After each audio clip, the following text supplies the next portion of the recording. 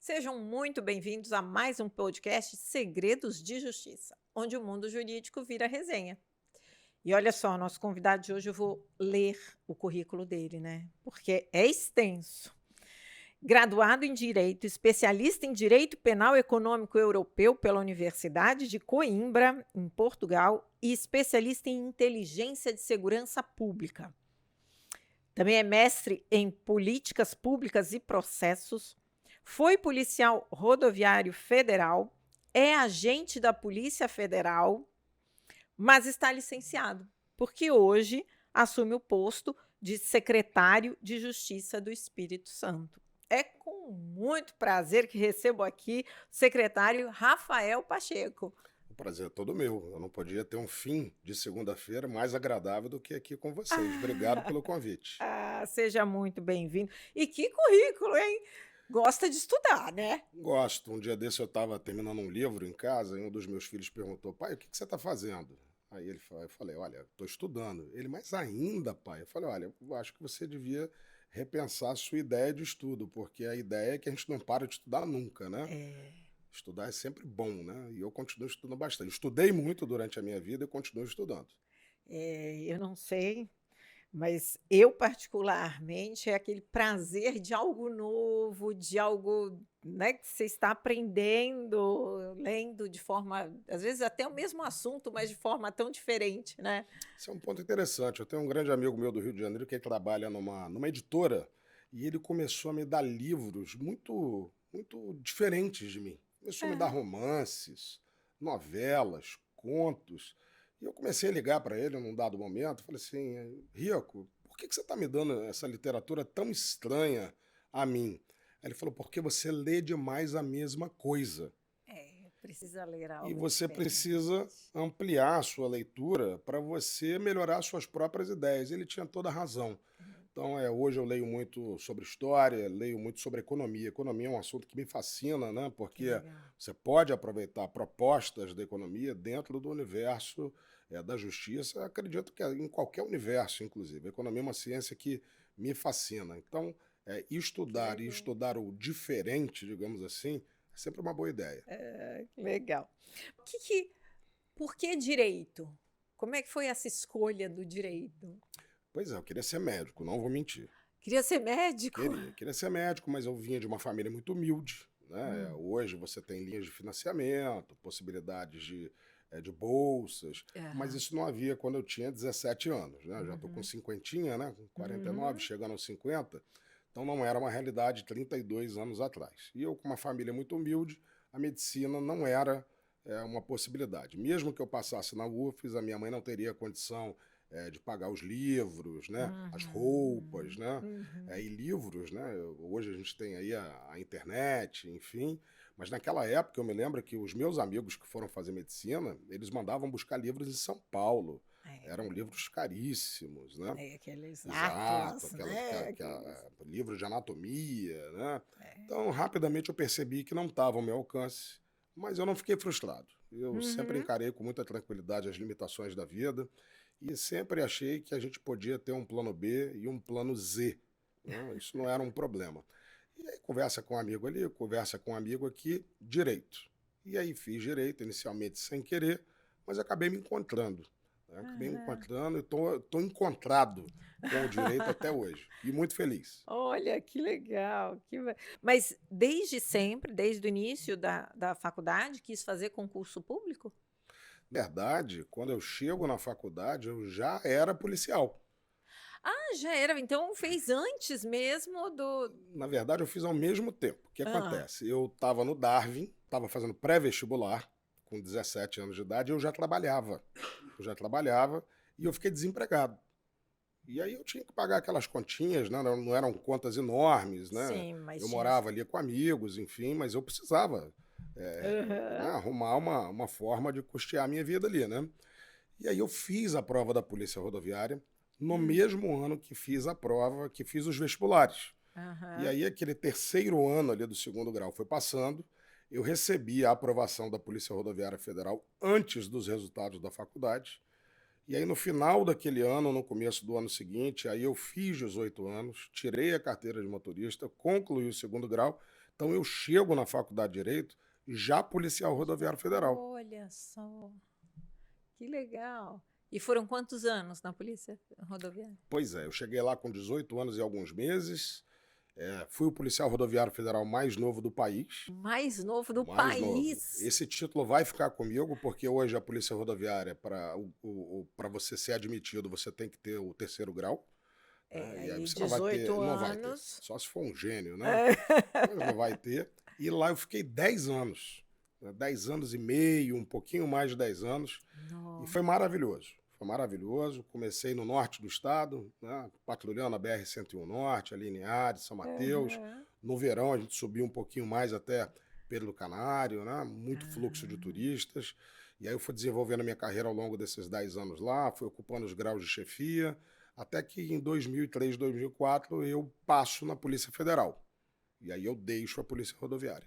Olha que legal. E dessa época da Polícia Rodoviária Federal, quais os casos assim que te marcaram mesmo? Que você lembre?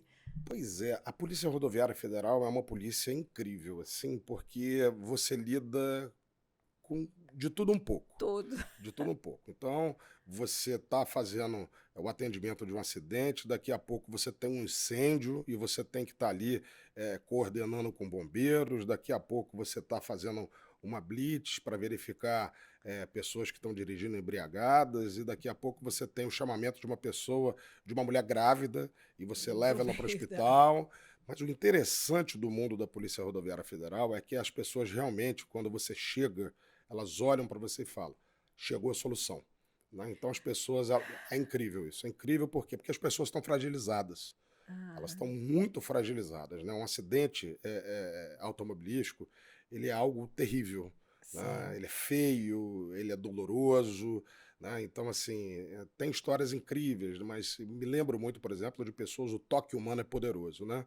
Quantas foram as pessoas, né, que estavam falecendo ali, ainda vivas quando a gente chegou, e o que elas queriam que a gente ficasse ao lado delas naquele fim ali. Nossa. Né? Então isso me tocava muito, mas levar membros de pessoas, né? As pessoas foram socorridas, o membro foi seccionado, você achar é terrível, mas é algo que te fascina. Eu me lembro um acidente em Aracruz, ali no quilômetro 181, chamado as Curvas do Assombro, né? Uma coisa ali, fica ali em Guaraná, mais ou menos. E aí foi exatamente o que aconteceu. Um rapaz se envolveu num acidente terrível num caminhão e o pé dele foi seccionado. E aí a gente pegou o pé dele, na sequência, e levou para o hospital. E meses depois, 6 meses depois, chega um rapaz mancando, né, lá no posto da Polícia Rodoviária, falou, vim te agradecer. A mim e ao meu companheiro. Eu falei, mas o quê? Falei, porque deu certo. Os médicos conseguiram reimplantar meu pé. Então, assim, é meio ruim, né? Porque você fala de tragédia, mas as rosas florescem no deserto. Né? Então, um ato desse de humanidade, onde a gente faz realmente a diferença na vida de um ser humano, me encantava na PRF. Né? Eu sempre achei fantástico você poder fazer essa interferência na vida das pessoas no momento onde elas estão absolutamente sem direção. Né? E tem um fato também maravilhoso na PRF, que eu conheci minha mulher num acidente. Num acidente? Um acidente. Ela sofreu não, amor, vou contar, hein? Ela causou um acidente em Fundão. Né? Ela bateu atrás de um outro veículo, era um domingo, se salvo engano, foi 2 de novembro de 2000. Nossa, ele lembra! Isso, foi 2 de novembro de 2000, creio eu que está certa essa data. E fui eu que fui atender. É um próximo feriado, não é? Finados, coisas ou assim, é 2 né? de novembro ou é 2 de dezembro. Ah, tá. 2 de dezembro, um dos dois. E nós fomos acionados, era um domingo, eu estava naquela região de João Neiva, e aí a central de rádio chamou, olha, tem um acidente lá em Fundão. 2 horas da tarde, eu falei, poxa, quem consegue se envolver num acidente num domingo, 2 horas da tarde, com esse trânsito tranquilo? Eu cheguei lá, era minha futura esposa, ela estava muito nervosa, ela é francesa, então quando ela fica nervosa, ela tem dificuldade, aí ela volta a falar o francês, ela fica meio tensa, eu fui acalmando ela, e do francês foi voltando para o português, E aí eu resolvi o problema dela, do outro acidentado e o meu, né? Tô casado com ela até hoje, né? Que legal. Acho que essa é a história mais inusitada que eu tenho na PRF, é minha esposa, né? Hoje mãe É, dos meus filhos, né? que Pessoa legal. incrível. Ah, Pessoa que incrível. bacana, que bacana. E daí você foi para a Polícia Federal. E como é que foi essa experiência? Pois é, a minha saída da PRF, ela não é muito glamurosa, não. Vou explicar. Naqueles idos de 2003, o então juiz Alexandre Martins de Castro Filho foi assassinado aqui no Espírito Santo. Sim, E o Espírito Santo vivia uma cena muito complexa, sim. com o envio da missão federal, enfim, e eu era muito amigo do Alexandre, nós éramos muito próximos. E Uhum. isso ensejou que eu fosse convidado pelo então secretário de Segurança, Rodney Miranda, para apoiar nas investigações que foram conduzidas pela delegada Fabiana Maioral, uma mulher incrível, uma delegada Hum. brilhante. Enfim, e aí nós conseguimos concluir as investigações, mas o nível de ameaça, o nível de enfrentamento ficou muito alto. E eu Uhum. tinha a percepção que aquilo não ia terminar bem. Já tinha sofrido duas tentativas Uhum. mal sucedidas, que bom, né? Que bom. Contra a minha vida. E eu falei, poxa, eu preciso de uma estrutura mais pujante de proteção. Na verdade, quando querem matar a gente, vão conseguir, né? Eu costumo dizer que depois que mataram Isaac Rabin dentro de Jerusalém e o assassino era um judeu e quem É. protegia ele era o Mossad, que é o serviço mais eficiente de inteligência do mundo, infelizmente isso acontece, né? Mas a pergunta não é o que, que vai ser para lhe matar, mas o que, que vai acontecer com você depois que É. você me matar. E Ah. nesse aspecto, a Polícia Federal realmente era uma estrutura policial muito mais firme, né? Muito mais Hum. forte. Então, o que me Uhum. levou para a Polícia Federal inicialmente foi a ideia de ter uma proteção para mim, Maior né? segurança. Isso. E aí, quando eu cheguei lá, e foi fácil me apaixonar pela Polícia Federal, porque ela me deu um horizonte muito mais amplo que a PRF, né? E aí, Uhum. meus amigos da PRF, não fiquem bravos, né? A Polícia Federal, ela não é melhor do que a PRF. Mas, Não, de forma mas ela alguma. é outra polícia, ela tem um conjunto de atribuições diferentes, né? E Aham. muito ampla. A PRF tem um rol de atribuições mais confinado, né? Então, na PF, na Polícia Federal, eu pude rapidamente me encaminhar para o que eu sempre quis, né? Que é a cooperação internacional. Então, foi uma. Ah, sim. Inicialmente, digamos assim, que eu fui para a Polícia Federal pelas razões erradas, mas Aham. rapidamente achei as razões certas. Aham. Né? Não, no fim das contas não tem nada errado, né, a gente tem É, Put alguma e aí você atuou em casos, inclusive no exterior. muitos, muitos, muitos, Conta pra muitos. gente aí o que mais te chamou a atenção. Então, inicialmente eu começo a fazer, junto, né, com outros policiais, com delegados, com outros agentes, com peritos, Uhum, né? Você só trabalha em equipe. uhum. E eu começo a atuar no segmento de tráfico internacional de pessoas, em especial para fins de prostituição. Nossa. Naquele momento, você tem um recrutamento, especialmente de mulheres no Espírito Santo para a Europa. Uhum. E aí eu encontro policiais aqui que operam muito bem na repressão desse tipo de crime, mas a parte internacional não era feita. E aí eu falo, poxa, mas por que a gente não faz a parte internacional? Ah, Uhum. porque é muito difícil, porque dá muito trabalho, porque a gente não consegue acertar. Mas posso tentar?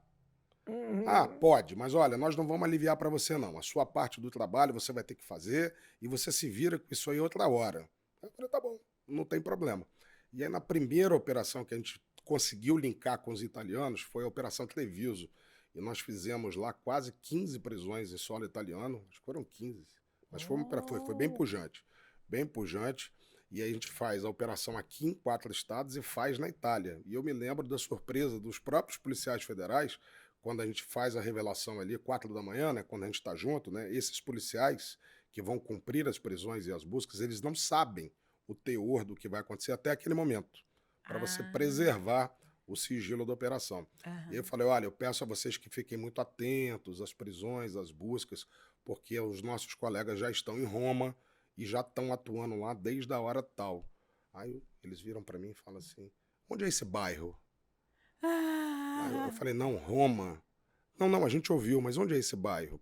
Né, eu acho que eles pensaram, tem Barcelona, né? É, Enfim, que tem um Roma onde é aqui Roma? Eu também. falei, não, Roma do Papa, lá na Itália. Não, não é possível. Tem policiais federais lá em Roma? Eu falei, tem. Inclusive já cumpriram a parte deles e muito bem cumprida. Então eu vi aqueles olhares, né? E aí dali não parou mais. Aí eu fiz, junto com essa equipe, que era da Delegacia de Defesa Institucional, mais uma meia dúzia, talvez uma dezena de operações internacionais nesse segmento, e depois eu fui para a Delegacia de Repressão a Entorpecentes, né? E aí essa é uma matéria de interesse mais internacional, né, digamos assim. Sim, Eu acho sim, que todo crime que movimenta uma estrutura internacional, ele vai ter apoio da comunidade internacional, sim, comunidade de sim. países. Mas o tráfico internacional de drogas, pelos valores envolvidos, realmente acaba chamando atenção e gera mais apoio.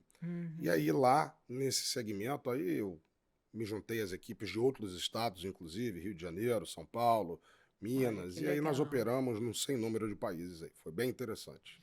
Olha que legal. É na prática, né, as convenções de repressão a entorpecentes, nossa legislação mesmo de cooperação Sim. internacional é colocando na prática É, isso, né? esse é um ponto interessante. Dia desses eu estava conversando com alguns promotores aqui de Vitória, Hum, né? E um dos casos que eu mais gosto foi um dos últimos que eu fiz na Polícia Federal, hum, né? Porque não tem nada a ver com a Polícia Federal.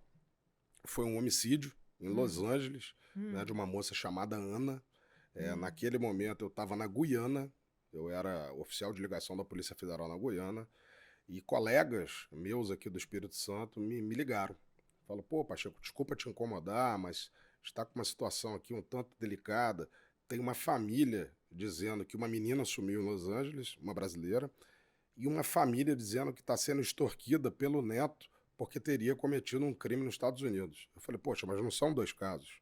Ah, não? Eu falei, é o mesmo caso, pode ter certeza disso. Não, mas não é possível. Eu falei, deixa comigo. E eu dei alguns telefonemas, eu era bem conectado, né, com os policiais americanos, não deu outra. Os casos estavam conectados. Então, No do dia que a gente recebeu a primeira informação desse homicídio, em 15 dias nós conseguíamos prender os dois capixabas envolvidos no homicídio dela lá em Los Angeles. Tá? E aí nós ela era tivemos. capixaba Ela era também. capixaba, os três eram capixabas. Ela foi assassinada por esses dois rapazes, né? E aí nós tivemos a primeira vez que oficiais de polícia americanos, eram dois do FBI, dois da LAPD, né, da Los Angeles Police Department, Aham. né, os quatro vieram aqui para o Espírito Santo e foi a primeira vez que uma corte de justiça brasileira teve policiais americanos. Né? Olha que E aí legal. eu na prática. Na Né? E aí eu prática. lembro do promotor Rodrigo Monteiro, né? Aham. Que era um dos promotores do júri, junto com o doutor Leonardo, né? E ele falava, poxa, eu dou aula de extraterritorialidade, artigo 7º, né? Há 20 anos, mas é a primeira vez que eu vejo, Olá. né? Então esses casos sempre me fascinaram por isso, né? No caso Que legal. de tráfico de drogas, a gente sempre usou a Convenção de Palermo Ex exaustivamente, né? exato. Então eu sou fascinado por esse horizonte da cooperação internacional. Ah, isso é muito legal, muito legal. E é bacana isso, porque às vezes em sala de aula os próprios alunos falam: "Ah, isso não acontece, olha aí, né, isso é coisa de filme". Ah, mas aí eu costumo brincar, a minha vida é um filme. Né? E É. aí eu vivo isso, tantas séries que eu assisto, né? Que todas as pessoas assistem, algumas delas o meu filho fala assim, pai, e aí? Eu falei, não, eu conheço ele, né? Eu tive essa oportunidade, né? Eu costumo brincar que a Polícia Rodoviária Federal, a Polícia Federal me deram oportunidades incríveis e ainda me pagaram. Se, É, se aqui, tá soubessem vendo? quanto prazer e honra eu tive, talvez nem teriam pago meus salários, né? Mas falando em série, inclusive tem um caso aí que você participou que pode virar série agora? Pois é, tem uma operação muito interessante que é a Operação América, né? Hum. O alvo principal dessa operação, o cidadão, é um pouco confuso porque ele nasceu na antiga Rodésia, que hoje nem existe mais, né? Seria o Zimbábue, entre o Zimbábue e o Zâmbia, né? Mas Uhum. ele tinha cidadania sul-africana, mas ele também tinha cidadania australiana, e há quem diga que ele é o Nossa. criador da Bitcoin, porque a partir do momento que ele some, não há mais produção de bitcoins. É uma coisa bem cinematográfica, realmente. Ah. E, de fato, uma das maiores dificuldades que a gente teve para investigá-lo é que ele realmente tinha um conhecimento de informática muito profundo. Isso Hum. dificultava, né, as ações. Então, ele veio para o Brasil se instalar, acreditando que aqui ele estaria absolutamente seguro. Ele tinha uma operação criminosa em mais de 50 países. E ele fazia de tudo. ele produzia metanfetamina na África, ele traficava cocaína colombiana, ele traficava armas chinesas, explosivos para o Irã. Realmente um rinoceronte branco. Nossa. Quando os americanos trazem essa possibilidade da gente desenvolver esse trabalho com eles, eu falo, não, isso não existe. E eles me entregam um conjunto de informações e falam, existe. E tá Foram aqui. eles que lhe informaram Foram. que ele estaria aqui. Foram. E aí eles trazem um pedido bem simples. Né? Vamos tentar trabalhar com uma captação de uma informação aqui ou uma ali e tal. E eu proponho a eles, junto com um delegado muito bom que a gente tinha no Rio de Janeiro, né, o Teles, eu falo, não, cara, vamos fazer uma coisa mais ampla aqui. E aí é um sucesso. A gente começa a ter resultados ao redor do globo, uma coisa incrível, que vai culminar com a prisão dele na Libéria. Na Libéria. Né? O Paul Calder Leroux. Né? E aí esse cara vai para os Estados Unidos já preso. Os americanos me ligam, aprendemos ele na Libéria, estamos indo para Boston. E aí eles pousam, e quando eles pousam lá, ele está condenado. A proposta de condenação para ele é de 3 penas de morte. 3. Né? Como se fosse possível matar alguém.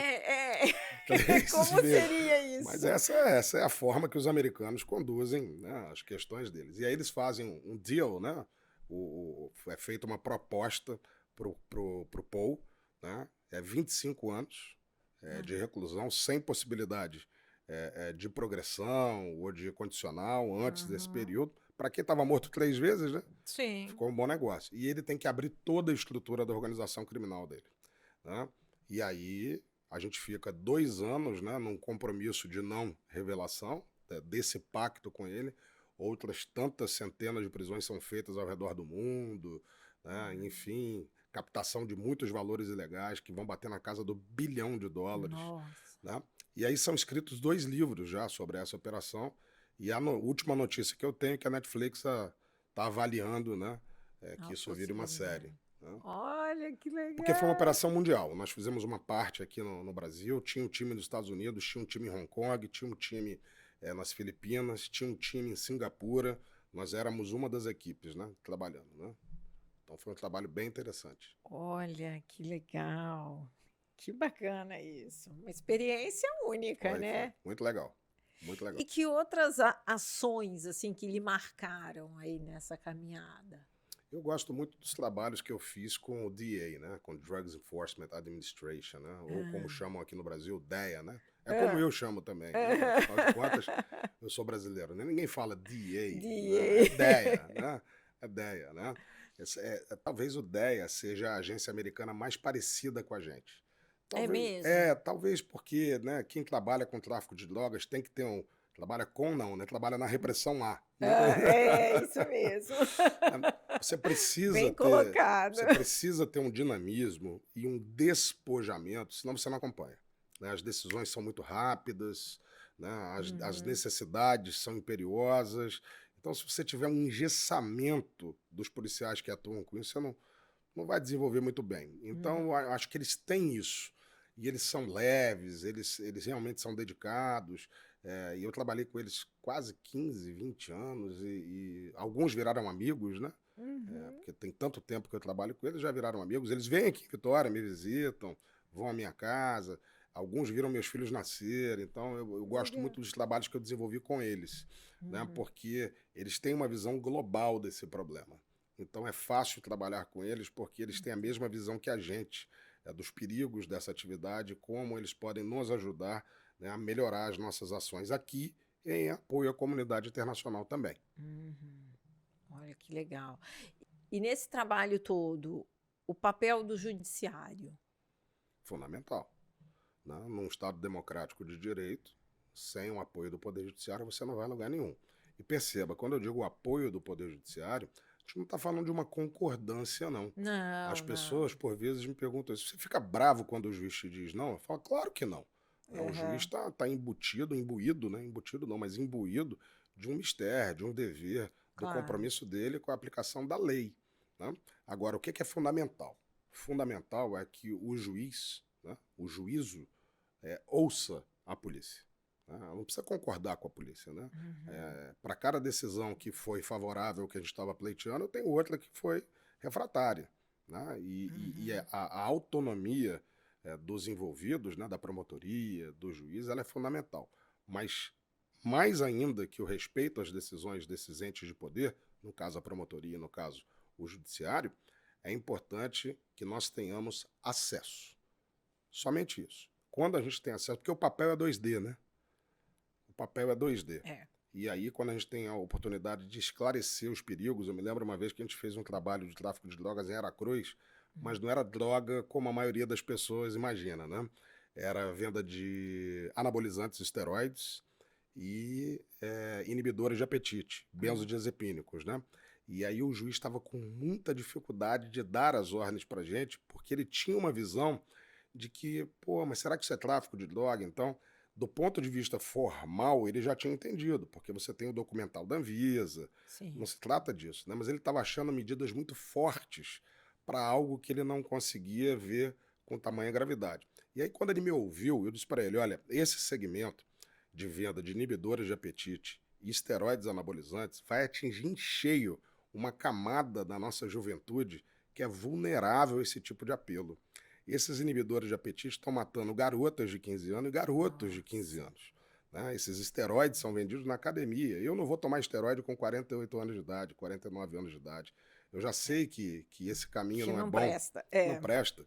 Eu já sei que isso vai trazer, para além de um braço mais forte, né? Os riscos à saúde são enormes, né? Mas quando você tem jovens envolvidos em busca de uma beleza, né? Enfim, isso é uma tragédia anunciada. E aí ele entendeu. Quando eu falei isso para ele, ele falou, pô, não tinha pensado nisso. Eu falei, pois é, doutor, né? E ele me deu as ordens que a gente precisava. Então, o acesso ao Poder Judiciário é fundamental. A concordância nem sempre. Não. Mas o acesso é fundamental, para que a gente possa dividir, porque a polícia ela está mais próxima da temperatura das ruas. Né? Então a gente tem que dividir isso com os decisores. E eles tomam a decisão que acharem que é a mais correta, né? Mas eu fiz isso durante muito tempo, né? Eu era responsável pela construção dessa ambiência, né? Para que os trabalhos possam ter um segmento fluido, né? E a gente possa chegar ao fim do trabalho sem maiores tropeços. Você já conheceu o Brasil todo? Eu trabalhei, né, nos 26 estados e no Distrito Federal. Nossa. Isso é uma bênção, né? Que emprego é esse que te dá essa oportunidade, né? Trabalhei em todos os estados do Brasil, olha que maravilha. Olha, né? que legal. Todos. Então, e na Polícia Federal você vai trabalhar em lugares que você só vê no Globo Repórter. Né? Do tipo, por exemplo. Você vai trabalhar no Estirão do Equador, né? Ninguém nem sabe que esse lugar existe. Né? Você vai trabalhar em Cucuí, em Tabatinga, ninguém sabe onde são esses lugares, né? Em Coronel Tramaturgo, na selva do Acre, chegando no Peru, né? Em Pacaraima, na fronteira venezuelana, né? Enfim, as pessoas não vão chegar lá, né? Quando eu dava aula, hoje eu não dou mais aula, eu brincava com os alunos, eu falei, olha, vocês não conhecem o Brasil, vocês conhecem a praia. Ah, não, professor, eu conheço o Brasil. Eu falei, conhece não, vou fazer um teste com vocês. Ceará. Eu. Onde você conhece? Fortaleza. Cumbuco. Legal. Bahia. Porto Seguro. Icaraí. Não, Icaraí, Niterói, né? Itacaré. Itacaré. Pernambuco. Porto de Galinhas. Natal. Pipa. Rio Grande do Norte. Natal. Pipa. Falei, tá vendo? Vocês conhecem a praia. O Brasil é muito mais do que a praia. Você tem uma vastidão nesse país de riquezas e diferenças enormes. Então, quando você vai para Redenção no Pará, né, Marabá, Santarém, você vai descobrir um Brasil que você nem tem ideia que existe. Né? Quando você vai para Parintins, quando você vai para Araguaína, no Bico do Papagaio, lá em cima no Tocantins, ou mesmo no Rio Grande do Sul. Né? As pessoas vão a Gramado e acham que é o Rio Grande do Sul inteiro daquela forma. Não é. Você tem localidades muito pobres no Rio Grande do Sul. Poxa, pobreza no Rio Grande do Sul, sim. Cidades extremamente carentes, tanto quanto outras regiões do país que padecem do mesmo problema. Então, acho que o policial federal ele tem a oportunidade de conhecer, de fato, profundamente o Brasil. Né? Quem já foi na região da fronteira com a Bolívia, no Mato Grosso do Sul, né? Quem conhece aquele horizonte de Ponta Porã? Pouca gente vai ter essa oportunidade, né? Então, acho que a Polícia Federal é uma maravilha porque ela realmente te apresenta o país inteiro. E fora dele também, porque você já rodou, pelo que você falou. Ah, é. Aí eu operei, né? Essa é o verbo que a gente usa para se referir ao trabalho policial, Sim, né? sim. Eu tive chance de trabalhar aqui na América do Sul, em todos os nossos vizinhos, né? Na América, aí vindo de cima para baixo, Canadá, Estados Unidos, México, algumas ilhas do Caribe, eu também consegui estabelecer alguns trabalhos com eles, Europa como um todo, alguns países na África, Ásia, né? A própria Austrália, eu Olha, fiz que uns trabalhos legal. com eles, então a Polícia Federal te dá esse horizonte de ser um policial cosmopolita, né? Que bacana. E ainda não estava aqui, mas deu aula. Dei aula no meio desse caminho e fui professor universitário um par de anos, muito menos do que gostaria, uma coisa rápida, né? Não foi algo Aham. que eu tenha feito como uma atividade paralela, porque com esse monte de viagem da Polícia Federal Sim. seria inviável, né? E aí eu tive que realmente suspender. Era uma atividade que estava se estabelecendo bem na minha vida, eu gosto muito da docência, Aham. né? Seja para policiais, seja para alunos regulares, mas aí eu resolvi me dedicar à minha carreira, e a minha carreira exigia viagens, muitas viagens, né? Tantas que eu costumo dizer que eu tenho 24 anos de casamento bruto e 10 de líquido, né? Porque realmente o custo de você se tornar um policial cosmopolita, de você querer viver essa carreira, tem um peso na sua vida pessoal. E aí você precisa ter uma vida pessoal muito estruturada, muito sedimentada para aguentar, né, essa vida de caixeiro viajante, né? Alguns amigos me chamavam de o homem sem CEP, né? Homem sem CEP, olha só. O homem sem CEP, né? Então, quando você começa a conhecer as aeromoças pelo nome, né, alguma coisa não vai bem, né? Não vai bem. Mas E foi um tempo continua maravilhoso. viajando bastante? Não, graças a Deus isso é coisa do passado. Ah, E aí, chegando já na Sejus, né, dos idos, eu que volto para agora o país em é 2020, e aí eu volto para o na Espírito Santo. pandemia. É no fim da pandemia, né? É no fim? Já estou um pouco perdido já de tempo. Acho que não, É, né? a É no pandemia meio, né? começou no início, né? Foi março de 2020, né? Então eu chego no começo, né? Eu chego ali por volta de agosto, né? Acho que é isso. É. Lá no começo ali. Enfim. E aí eu venho para cá, passa a pandemia, e a gente começa a se reorganizar. E aí o atual secretário de Segurança Pública, que é o doutor Eugênio, né? Sim, Com que já quem esteve aqui, doutor Eugênio. já trabalhei com ele em inúmeras oportunidades, né? Nós não temos uma vida paralela, nós temos uma vida transversal, profissionalmente Aham, falando, né? Porque ele também seguiu os caminhos dele e a sim, gente não teve junto o tempo todo, a todo momento. Mas em sim. vários momentos, né, a gente Trabalharam juntos. trabalhamos juntos. E aí, nesse retorno do exterior, eu estou voltando da Guiana e ele está voltando dos Estados Unidos. E aí ele Uhum. me liga, você vai voltar para Vitória? Eu falei, vou. Porque a gente pode escolher para onde vai quando a gente volta para o exterior. É uma É. espécie de deferência, né? Ah, você ficou no Aham. exterior e tal, você quer voltar para onde? Aí eu falei, ó, eu vou voltar para Vitória. Aí ele, pô, eu também vou. E aí a gente estabelece uma parceria muito boa aqui no Espírito Santo, né? Ele me pede para ficar com ele no gabinete dele, para melhor monitorar o desenvolvimento das operações. A Uhum. ideia, ele tem uma frase que eu gosto muito, né? A gente vê e escuta em frequências diferentes, mas complementares. Ah, é legal. Ele é um gestor, assim, brilhante, né? E aí a gente faz exatamente isso. Eu fico ouvindo vendo e escutando em outra frequência para complementar a frequência dele. E ele faz um trabalho muito bacana, né? Em 6 meses ele tira a superintendência aqui da penúltima colocação de avaliação da Polícia Federal e vai a primeiro lugar, Primeiro, é. né? Um mérito da nossa equipe, sem dúvida nenhuma, mas também dele na condução dessa Sim. equipe, né? E aí a gente fica 2 anos ali com ele, né? Eu fico 2 anos com ele, e aí eu vou tirar férias com a minha família na Ásia Central. Eu vou para o Uzbequistão. Nossa! Quando eu não estou arrumando problema, eu crio um, Você né? cria. Crio um. Eu gosto muito desses países mais exóticos, né? Eu fui à Coreia do Aham. Norte, fui ao Que Paquistão. legal. Adoro, adoro, adoro, Que adoro. Não bacana. é que eu não gosto da França, não, tá, gente? Mas é que Não, mas tão simples, né? Tão simples, né? E aí eu vou passar férias, né, com minha família no Uzbequistão, e o telefone toca, era dezembro, e era o antigo secretário, o André Garcia, ele me liga, né, e fala Uhum. assim, olha, escuta, eu vou assumir a Secretaria de Justiça e querer saber se você está disponível para montar uma estrutura de inteligência prisional para nós. Olha, que legal. Havia uma estrutura de inteligência bem Uhum. organizada, com profissionais de boa tecnia, mas ainda muito incipiente. E aí eu falo, claro, eu topo. E aí quando eu volto para o Brasil, em janeiro de 2003, eu já volto no processo, né, de saída da Polícia Federal para ser justo.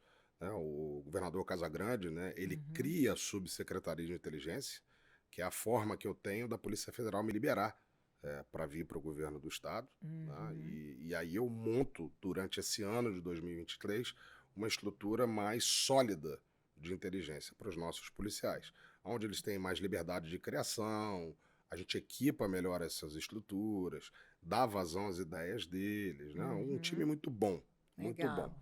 E um ano se passa, e aí o André é convidado para se tornar o secretário nacional de políticas penais. E ele me chama, ó, fui convidado pelo ministro da Justiça, isso tem 40 dias, 50 dias, né, e vou aceitar. Eu falei, nossa, que bom para você, André, porque faltam 3 anos, né, para ele se aposentar, para mim também. Né? Eu falo, poxa, que bom, né? Eu acho que é um bom fim de carreira pública, se assim for seu desejo, porque, né, você é um homem de letras, ele é procurador de justiça, né? Poxa, você vai estar ali ao Uhum. lado de um ministro do Supremo, que é o ministro Lewandowski, ministro da Justiça, né? É. Então, acho que é realmente uma honraria para você, eu fico muito feliz. Agora, olha, quando você for dar início ao processo de alternância, né, de substituição, vai falando comigo para eu, poxa, bem orientar o novo secretário. Aham. Né? Aí eu estava pensando da gente fazer uma saída caseira. Aí eu falo, seria o ideal, porque a Sejus ela é muito complexa. E alguém novo ali, Vai paralisar os projetos no mínimo 8 meses. Né? 8 No meses? mínimo, no mínimo, no mínimo. Porque ela é muito complexa, a não ser que você traga, né, alguém que tenha uma experiência Que já tem. pretérita, Aham. aí esse tempo vai ser comprimido. Mas vai haver uma paralisia momentânea, porque principalmente a parte contratual ela assusta.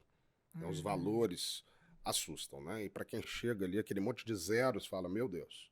É Né? muita responsabilidade. E aí ele fala assim, pois é, então vamos fazer uma solução caseira. E aí eu repito. Eu falei, olha, quando você escolher quem é essa solução caseira, me avisa para eu poder bem informá-lo.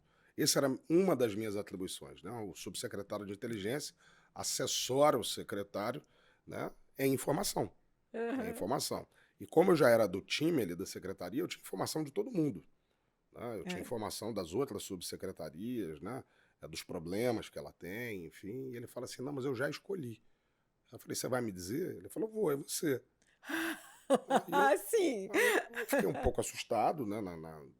Isso foi desse jeito aqui mesmo. Hã. Aí eu falei, mas e você não quer tratar com o governador antes, né?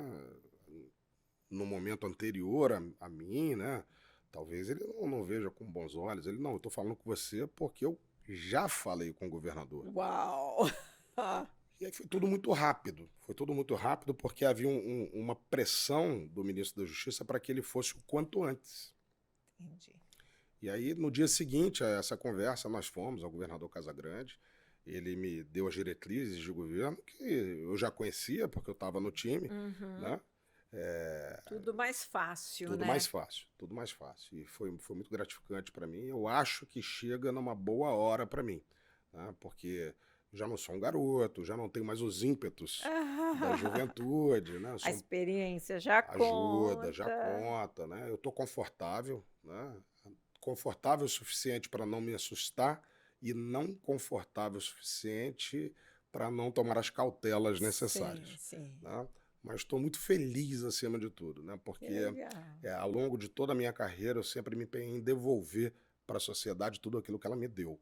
Né? A minha vida vem do serviço público. Se hoje eu tenho uma boa vida, uma vida confortável, se meus filhos estudam em bons colégios, se a gente tem uma condição tranquila, né, Uhum. de vida, isso vem do que a sociedade capixaba me deu. Que Então eu legal. devolvi isso quando fui policial rodoviário federal, devolvi isso quando fui policial federal e sem dúvida nenhuma vou devolver a cada dia sendo secretário da Justiça. Olha, que bacana. Mas, assim, pelo seu perfil, gostou bastante os novos desafios, né? Estou adorando. Tô adorando. As semanas ficaram mais densas, não mais tensas, porque agora eu tenho que lidar com uma gama de coisas que vão para além da atividade policial, né? Então, eu fiquei 30 anos no universo policial, né? E agora a gente vai ter que ter um carinho para todas as outras áreas. E na Sejus existe uma área que me fascina, que é a área de ressocialização, né? Que vai estar em voga esse ano, sem dúvida nenhuma, né, por conta da DIN 347, que é do Estado Inconstitucional das Coisas, né, que saiu agora do Supremo. Vai haver uma confluência com o ministro da Justiça. Então, a área de ressocialização ela vai ter protagonismo, né? Já é uma diretriz do governador Casagrande, já é. Que é um setor que precisa mudar, né? Precisa porque a gente tem que sair da conversa rasa, né, aquela, se aprofundar. Tem que sair, né? Você discutir a questão penitenciária, né, naquela coisa rasinha. Para que isso? Vai dar isso para quê? Deixa passar fome, deixa morrer. Isso é raso. Isso é raso e a gente tem que evoluir nessa discussão. Porque tem uma frase que não é minha, né, que diz, olha, hoje o preso está comigo, amanhã vai estar contigo. Porque não tem pena perpétua no Brasil. Eles vão sair. Uma hora eles vão sair. Aí nós temos que responder essa pergunta. Como a gente quer que eles saiam? E aí, nesse sentido, as questões de ressocialização, elas tomam uma envergadura que são a guia da Secretaria de Justiça do Espírito Santo. Elas nos conduzem. Por quê? Porque a questão da segurança e disciplina, a gente não discute mais ela.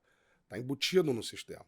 Só pode haver sistema penitenciário com disciplina e segurança. Ponto. Isso não está mais em discussão. Isso acabou. E o plus? O que eu posso entregar para além disso? O que você vai devolver para a sociedade? Isso a gente já entrega. A gente tem um sistema controlado, graças aos nossos profissionais, policiais penais, assistentes sociais, médicos, professores, enfermeiros. Tantos são os colaboradores que seria até injusto eu nominá-los sob pena de esquecer algum deles. Isso não está mais em discussão. Segurança e disciplina a gente já entrega. O que mais a gente pode devolver para a sociedade capixaba? E a resposta é essa: as ações de ressocialização. Bacana, bacana. Agora a gente entra num ponto da entrevista que é um bate-pronto. Eu falo, ele me diga o que vem à sua cabeça. Nunca diga para um secretário de Justiça que tem algo impossível de fazer. Justiça é? Cidadania. Que mais te irrita num processo? A hesitação. A gente precisa tomar decisões. A gente pode dialogar, é necessário dialogar, mas decisões precisam ser tomadas. Bacana. O que diria para quem diz que secretário tem vida fácil? Olha, você está bem enganado. Tá achando que já tem vida ganha, né? Direito nas redes sociais. Válido, mas com cautela. Se não fosse advogado, seria? Seria advogado de novo. Mas eu não tenho inscrição da ordem, então eu sou só bacharel. Então não é advogado. Então, assim, se não fosse policial, por exemplo. Tá. Se eu não tivesse feito direito, fica difícil. Eu tenho tanta paixão pelo que eu fiz, que eu sequer imagino outra vida. Eu faria tudo de novo. Que legal. Tudo de novo. Que bacana. Tudo de novo.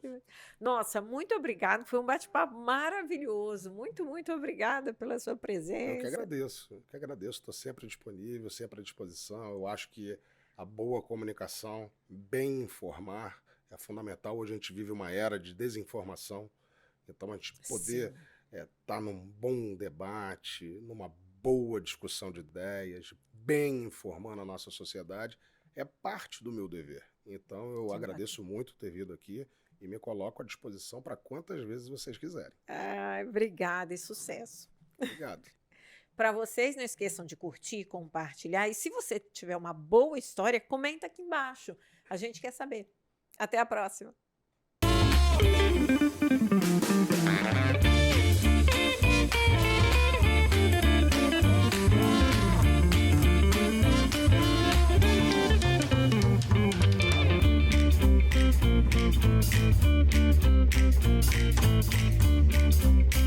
Thank you.